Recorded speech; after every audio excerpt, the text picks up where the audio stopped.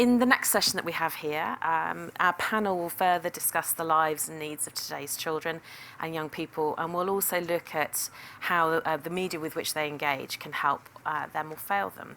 So this session is entitled Children's Media and the Crisis of Childhood. Let me introduce the panellists.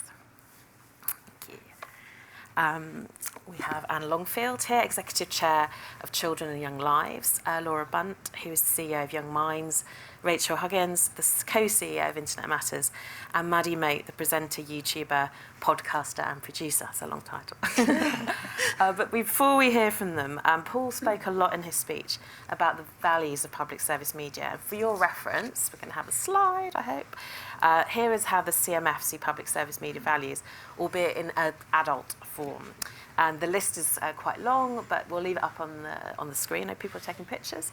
We talk about accountability, accessibility, impartiality, independence, pluralism, reliability, and universalism. And that's across any media, whether TV, audio, or digital media, that is owned or funded by the public and therefore accountable to them. Content must be available to everyone in this country on multiple platforms. It must be impartial and must represent the diversity of our country. That's the view of the CMF. And by platforms, of course, we mean all media: broadcast, TV, streaming, YouTube, TikTok, social media, gaming and podcasts. And for children's development, these values are critical in the CMF's view. They need to see their lives and issues reflected in their media. They need to understand diversity and appreciate difference. They need to recognise impartiality in news and journalism, and they need to feel a sense of community, to feel that they have a voice and a place in society which they're entering and that they can see themselves. So let's hear from the panellists about the lives of children today and the effect on them of the media and how they engage with it. So Anne, I'm going to start with you. You're Executive Chair, Centre for Young Lives. You spent a large part of your career working to improve the life chances of vulnerable children. So could you tell me about the centre that you set up and what the current landscape as you see it for children and their families? No, thank you, and great to be here today, and great to follow Paul's fantastic opening speech as well.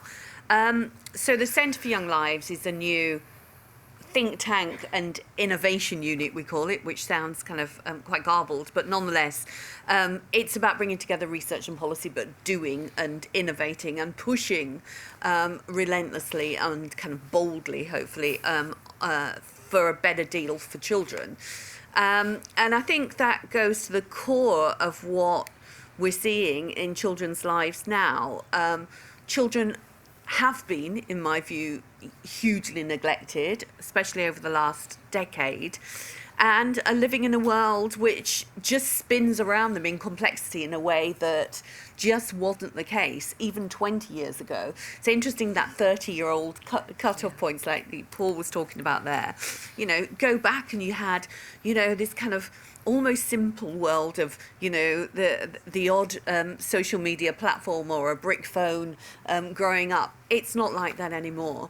And I think what we've seen is a number of things moving all in kind of a difficult direction for kids. First of all, you know, the number of kids that feel marginalised now from what we would see as kind of mainstream society. Clearly, most kids do okay. They get a decent education. They grow out and get decent jobs. But the group of children, and a significant group of children who don't, is getting not only larger, but also more and more entrenched. And not surprisingly, those children who are likely to be in the group are the ones that have, you know, the biggest challenges in their lives. That is something which, you know, we've seen before the pandemic, but it's been skyrocketed by the pandemic as well. The complex world they live in, you know, there's so many more moving parts now than they were, not least 24-hour communications, the digital world and the like, which, you know, challenges us all. But if that's what you're growing up with, then that's you know, a lot to deal with. But at the same time, the kind of prism for success, either being in schools or what you look like or how popular you are, has just shrunk and shrunk. So the question really is, how do children as individuals, you know, find their own persona, their own character, their place in the world? Where can they interact rather than just be fed stuff? whether that's the screens they're on, whether that's the curriculum in school. Where are those moments where, like all of us, we have to find ways to, define our own role in the world, what we like, what we don't like, and what we can be good in life. And all of those have shrunk and shrunk. And I think, just in broader kind of societal terms and politics, children have been largely overlooked. They don't have a vote. The emphasis has been on different age groups, and they haven't been given the support, and they've been dwindling support over the last decade. I am an optimist. So the next little bit usually is, but it doesn't have to be like that. So how does it have to not be like that? There you go. So what do you need? Tell us more about your forthcoming book and about the centre as well. Yeah, so the centre, there's a small group of people that I've worked with now for some time, and we really, when I was Children's Commissioner, we set about really trying to bring vulnerable children and the lived experience of vulnerable children into the fore. Largely kids who have difficult lives, most of it's unseen. We, of course, have, the terrible headlines, and, if you're working in the front line, you will know much more. But even within that, we usually see the tip of the iceberg. And there's so many parts of children's lives that if they could get the support when they need it, they would be able to flourish. But what we've seen over the last decade is that support has shrunk and shrunk and shrunk at a time when difficulties have escalated. So the book is very much, on the same lines as the centre, which is, we need to reset our social contract with kids and with families to really put in place the kind of infrastructure that all children will enable all children to flourish. Because after all, these are our doctors, our social workers, our plumbers, whatever of the future. We've got a sizable number who leave school at the moment without any decent grades at all, about a fifth. Now, in any other process, you wouldn't have that level of failure, but it's tolerated at the moment. And it's not just those children who'll have lost life chances as a result, but clearly society as a whole. So the centre's all about changing that. We, putting bold and ambitious challenges to political parties. We want children to be at the heart of dialogue in a new government, and we want leaders to see that children are great assets for our countries, and also that as adults we have a duty not only of care but of nourishing and growing our young. And the country, frankly, will never succeed in the way it has ambitions to, if we're not going to nourish that next generation. And so thinking about children and that next generation, and you mentioned media and the kind of the bubble that they're in now compared to sort of 30 years ago, what part do you think media most broadly play to support young people, but specifically public service media? Sure. The starting point is the digital world isn't even a digital world for kids. It just is the world. So that's the first, thing we have to get over if we're trying to look at things through the eyes of kids today. As has been said, we have to accept that this force is a good within there, but it has been a force which has been chaotic, and children have been at the forefront of places that most adults don't even know exist. So, and we've seen some of the toxic influences, some of that, not only with dreadful content, but also in terms of, instance like Molly Russell, but also, Andrew Tate and the like, the grip that got in a nation's children, that started to dictate how boys throughout the country were thinking. That's a kind of warning to us all. The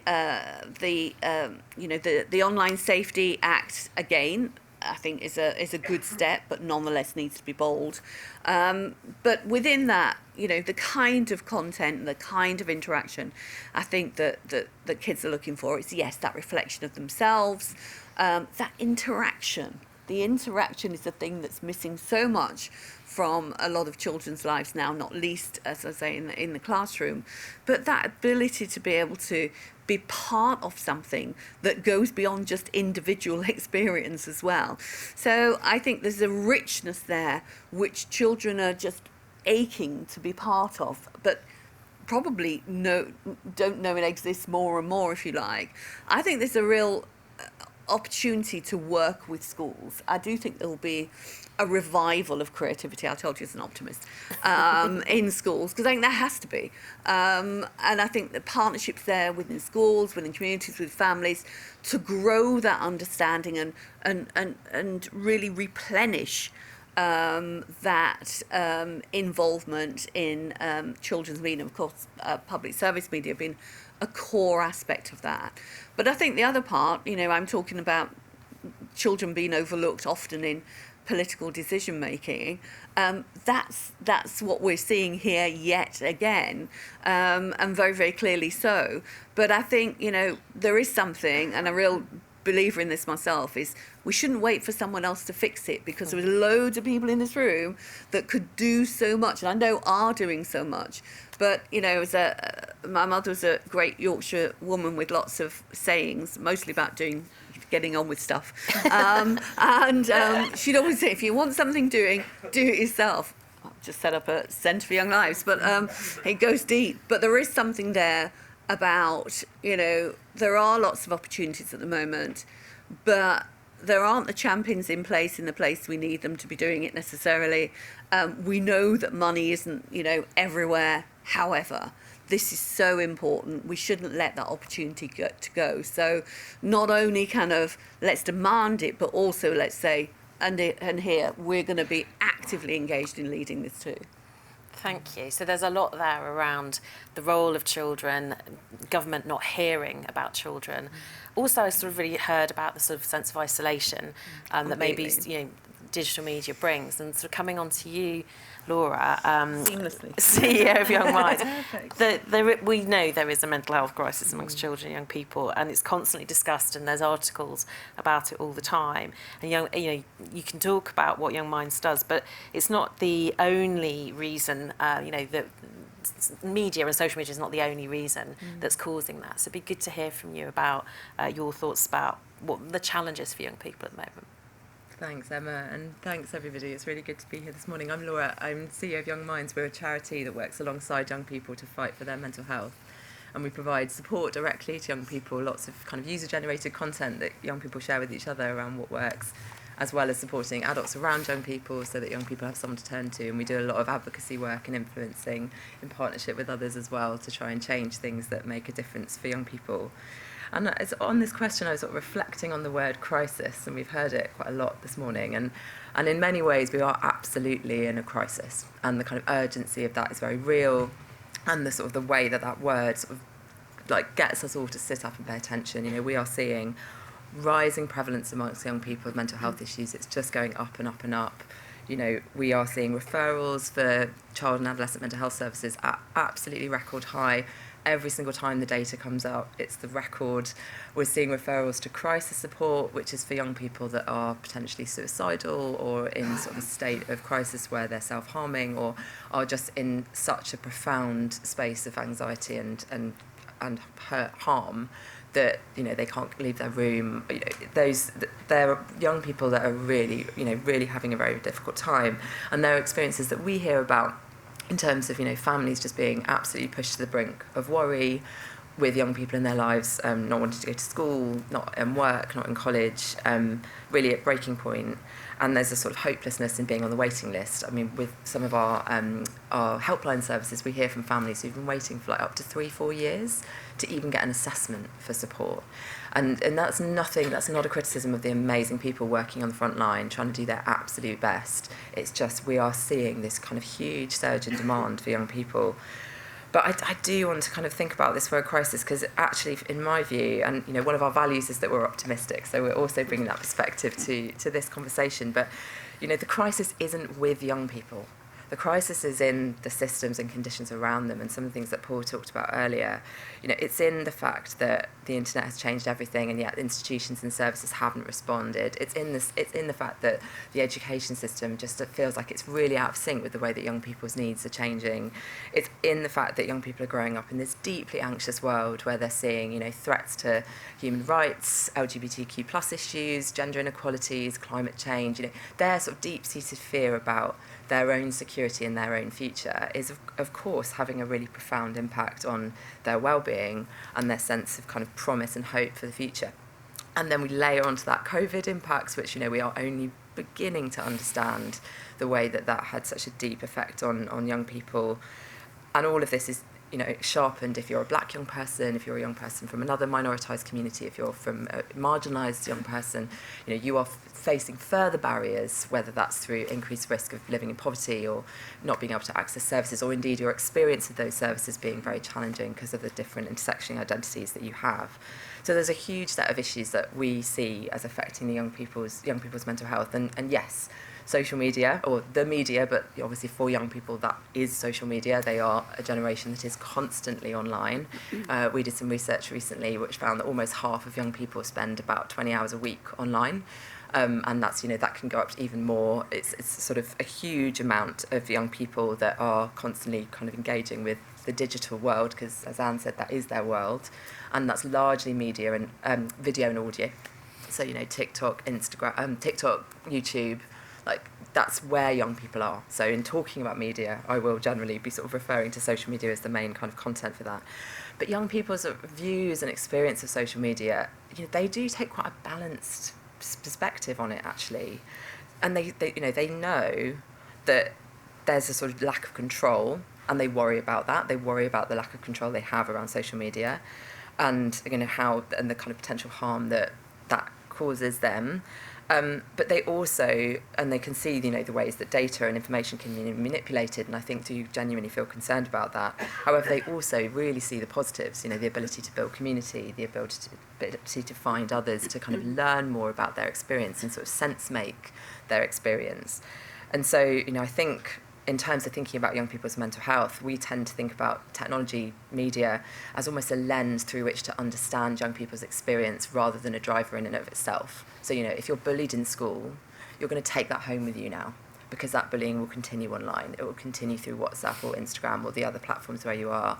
You know, if you're worried about your, like, eating habits, if you have an eating disorder, or if you're, you know, feeling self-conscious about body image, that's just going to be exacerbated now because you're seeing that all the time online and through kind of comparing with others. You know, the pressure to sort of broadcast your lives all the time, you know, that is very real for young people. And in general, I'd say the proximity of crisis feels much closer because you're seeing it in your pocket all the time. So it is, you know, a huge factor in terms of what's driving these issues, but it also amplifies the others. And so thinking about trying to think of the positive sides of media, and media more gently, but I suppose public service media as well as within social context. Can you think of good examples of where it can play a positive role? Absolutely, and I think, you know, the visibility of mental health narratives in terms of what we're seeing in the media over recent years is really powerful. You know, we think storylines in TV series or young people's kind of educational content that's been talking more about emotions and feelings. I mean, we've been doing this brilliant campaign with ITV, kind of shout out for that, with Britain Get Talking.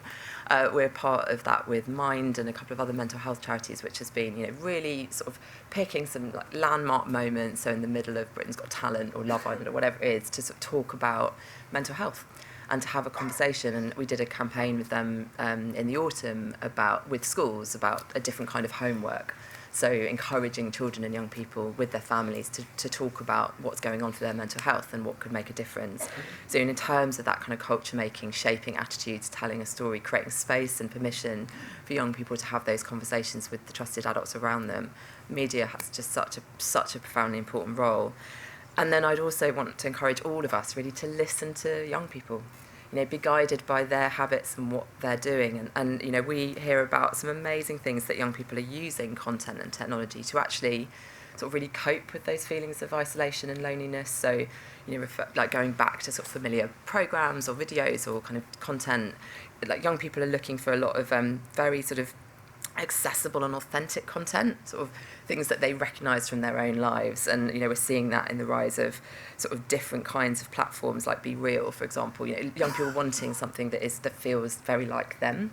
And that sense of kind of how do we cut through some of the glossiness, I suppose, and just get back to kind of what feels very real for young people.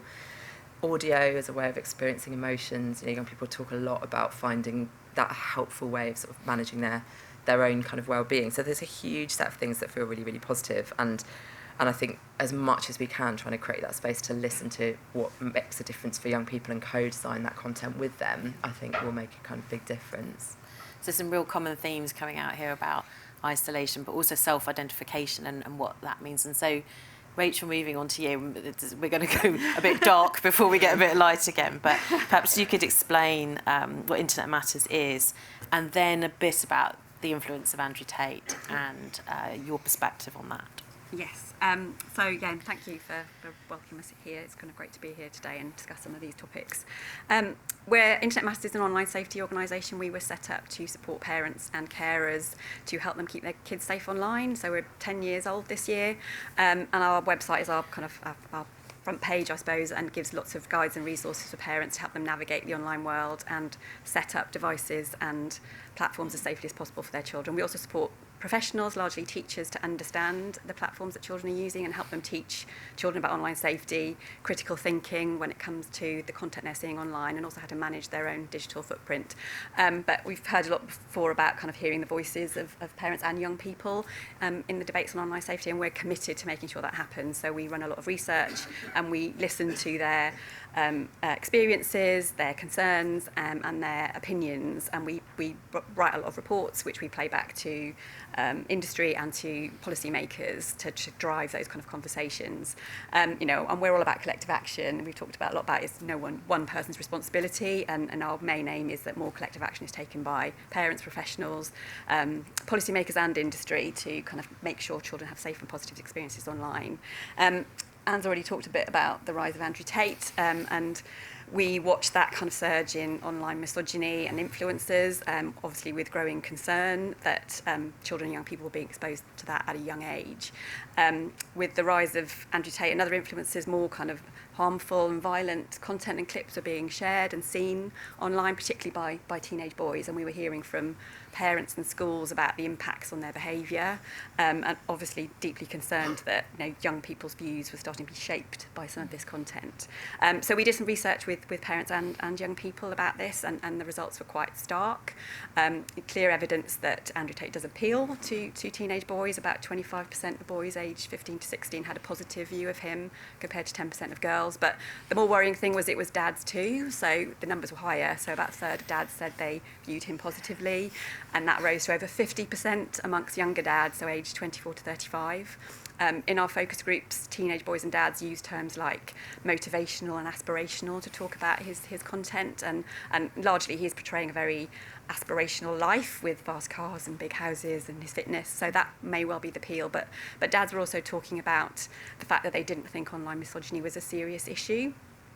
Teens, on the other hand, were very clear that the online world has exacerbated misogyny, but they weren't necessarily always clear about what misogyny is, and they were looking to their parents as a source of information about that, because they didn't really feel they were being taught about it effectively at schools. So in that same survey, we talked to children about image-based abuse, and teenage girls drew a very clear correlation between the content that boys were watching online, the misogynistic content that boys were watching online, and their views and attitudes towards asking for and sharing kind of intimate images of girls. The girls talked about the fact that boys felt ownership of those images, which kind of directly parrots kind of some of Andrew Tate's views around, a male owns a female partner, so he owns the images of her. So all of this was kind of, extremely worrying, and half of the sample also said they knew someone who'd been affected by image-based abuse, and I think we've heard a lot about, and we hear this time and time again, that vulnerable children are more likely to be affected by this. So again, it was more vulnerable children and vulnerable girls in this case who were more likely to be victims of image-based abuse and harassment. So, what can we do about it? It's, how can we protect our children? It's a kind of, it's a growing societal problem, and there isn't a simple fix. And again, we've talked before about everyone has a role to play, and we always talk about the fact that parents shouldn't be left to shoulder the burden on their own. And some of the views of parents were worrying in this case. Their views of Andrew Tate, particularly the dads. But we have to understand that they're also being exposed to this content and these influences, and younger dads are now a generation who have also largely grown up online themselves. So schools kind of play a big role in kind of calling out these attitudes and behaviours where they see them, and need to be proactively discussing some of these issues. So alongside our report on this, we publish some guidance for schools. We've talked about the Online Safety Act coming in, and obviously we welcome that, and Ofcom's role as the online regulator. So there's obviously more to be done through regulation and Ofcom's media literacy strategy.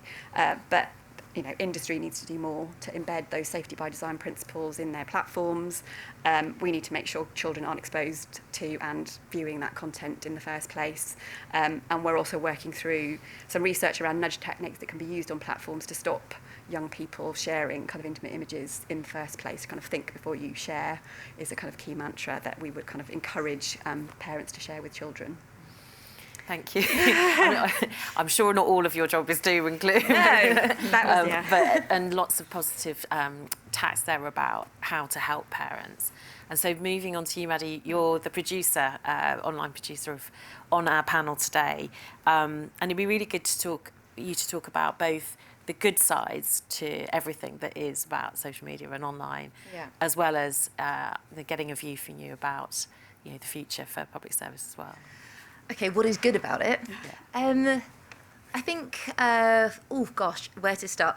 I don't think it's as black and white as the internet is this scary place full of, that's where the devil and over sort of like in your traditional media is where you've got all of the good, wholesome, enriching stuff. There is good stuff online for children. My experience is mainly with children under the age of 12, and there is plenty there, but it is true that it's just harder to find. And something I'm noticing is that I think one of the reasons it's hard for children to find a place for themselves online, and why it's hard for parents, educators, teachers to find good content, is because the internet is optimizing itself for data.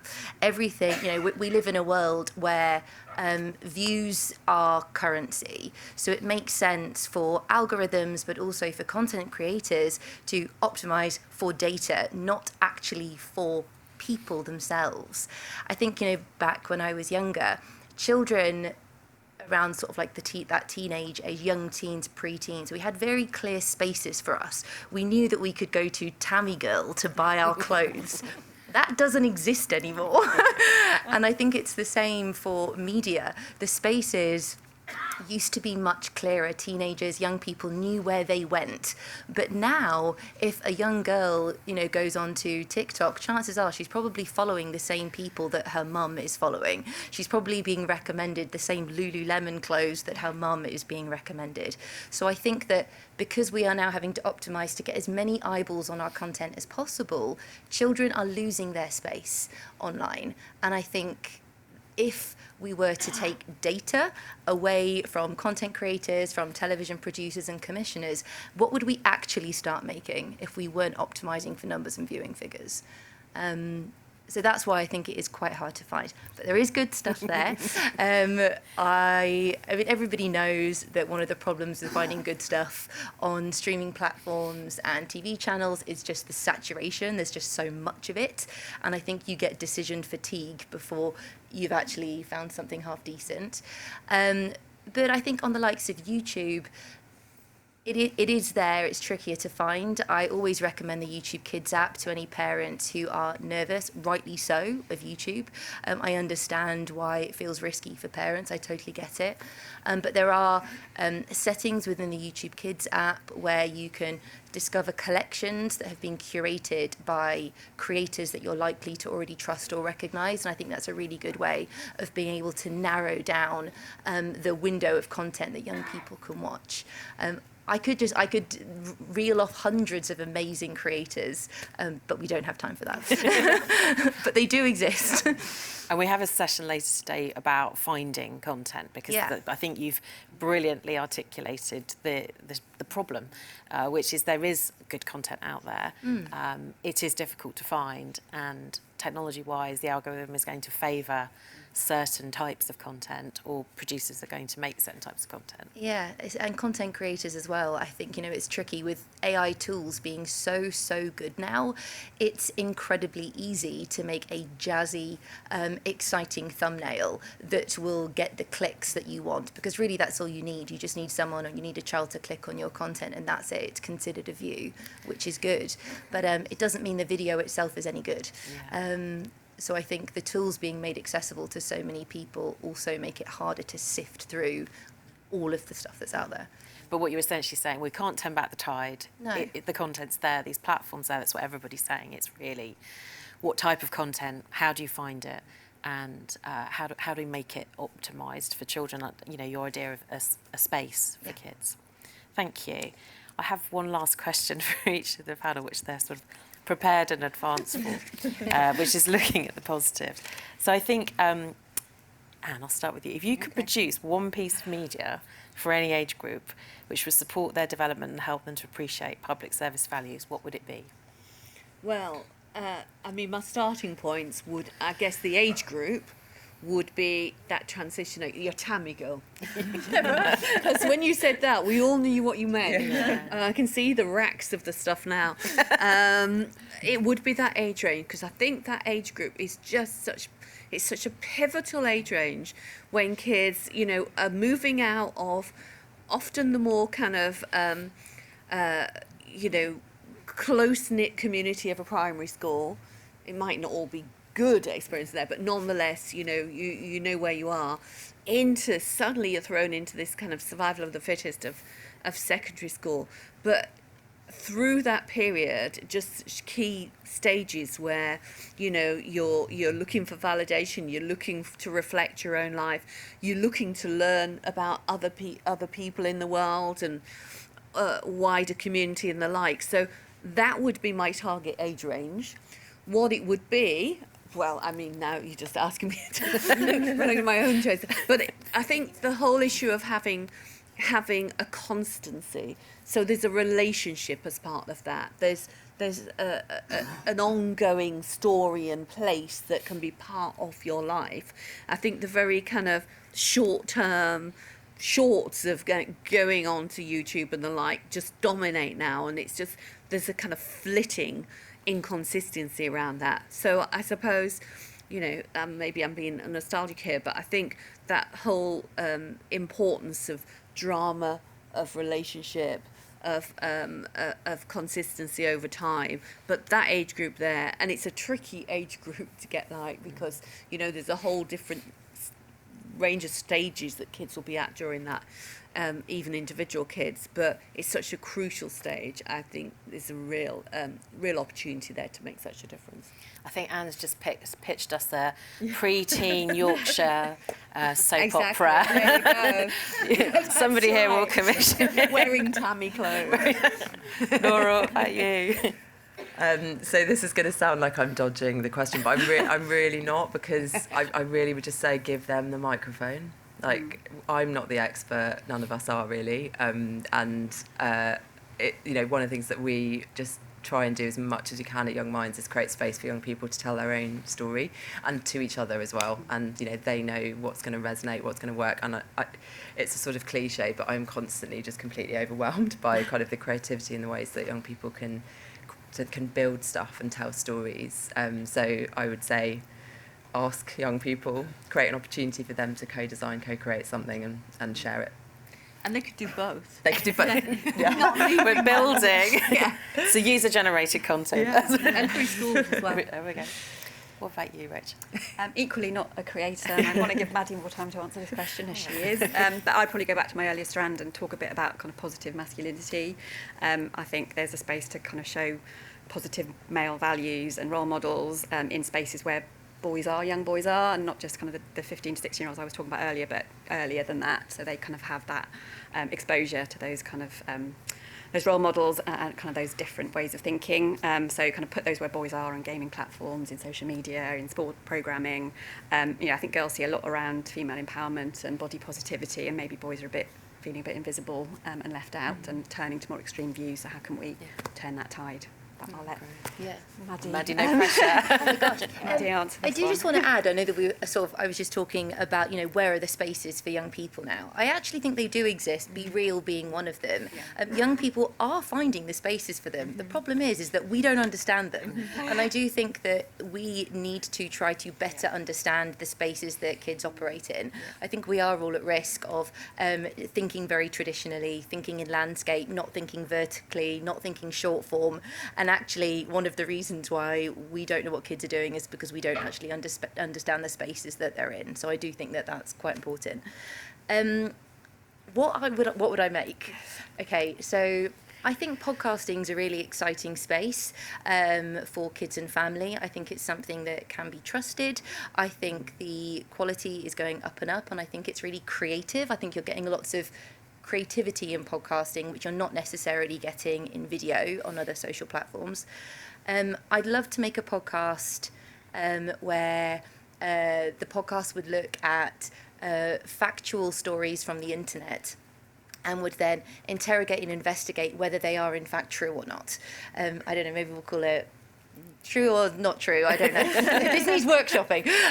But I think the idea would be to let kids know that not everything you see on the internet is real. There are so many stories that get shared across the internet that everybody assume is fact when in fact it's complete nonsense, or there might be a little nugget of fact, but actually it's just been completely blown out of proportion.